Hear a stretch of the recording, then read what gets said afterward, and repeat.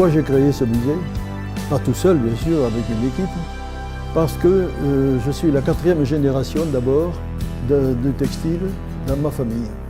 Deuxièmement, parce que j'ai fait toutes les études dans le textile aussi, entre autres à Vienne, dans l'Isère. Et ensuite, j'avais toujours envie de créer quelque chose sur le textile, parce que c'était en plein essor, le textile à la Vlamée. Donc j'ai demandé à des amis de m'aider et de former une association, ce qui a été fait pratiquement de suite. Et là, nous avons essayé de trouver du matériel. À partir du moment où on avait le feu vert, donc il fallait du matériel. Après le matériel, il fallait des bâtiments, bien sûr, et puis il fallait continuer jusqu'à l'exposition. Alors tout a été fait dans l'ordre.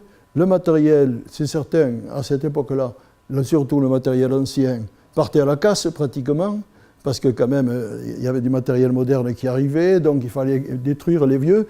Alors nous avons essayé de le récupérer, de les mettre, de les entreposer dans des locaux, comme par exemple le Transport Marquis et d'autres qui nous ont logé ce matériel en question. Et nous avons essayé en même temps de les nettoyer, de les remettre en marche.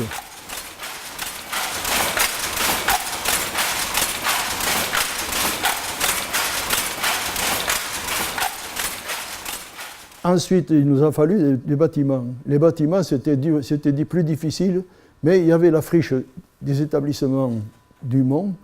Dumont, c'est Pascal Dumont qui est venu de l'Aude, qui est venu s'installer il y a 2 siècles dans l'Ariège pour monter cette filature et tissage de fabrication de tissus cardés. En même temps, parce que M. Delpech qui a eu l'idée de faire un musée pour le patrimoine, bon, ici on lui a dit il y a le textile, mais lui qui habite la vallée de l'Hers, il a dit mais attendez, il y a le peigne en corne qui a occupé des milliers d'ouvriers dans la vallée de l'Hers. Il y avait quand même une 50aine d'usines. Et alors, bon, il a aidé au début, et puis il est venu me voir, puisqu'il savait que je faisais partie d'une famille de peigners. Et il est venu me voir, et comme moi, c'est toute mon enfance, c'est toute ma famille, donc ça me passionne, et je me suis intéressée à ça. Voilà, c'est comme ça qu'on a eu l'idée.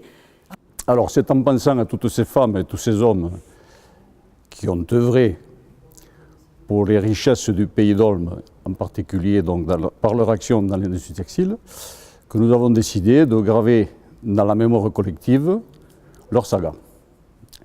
Alors, notamment en particulier en créant une salle au sein du musée du textile qui racontera, on l'espère, aux générations futures, la fabrication d'un tissu dans le pays d'Olme. Voilà.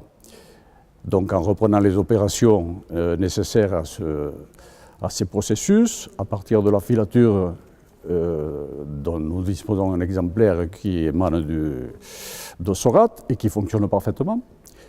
Nous fabriquons donc du fil et ensuite nous avons les opérations d'ourdissage et ensuite de tissage, en reprenant bien sûr quelques exemplaires de métier à tisser qui étaient courants dans les années 50, puisque nous parlons des années 50. Nous finissons ensuite donc par la teinture et les apprêts. Les apprêts que nous avons ici, illustrés par quelques exemplaires de machines un peu hétéroclites, mais qui ont parfaitement fonctionné et qui ont permis à des tissus de qualité, donc dans le quartier, de sortir de nos ateliers.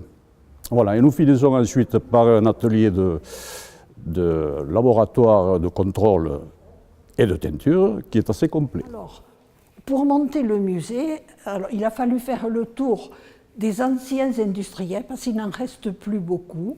Alors certains nous ont donné les machines qu'ils avaient, bon, notamment Azema Bigou, qu'est-ce qu'il y avait? Il y a Joret aussi, qui nous les DES, enfin on a fait le tour des usines, mais on n'a pas toutes les opérations là quand même.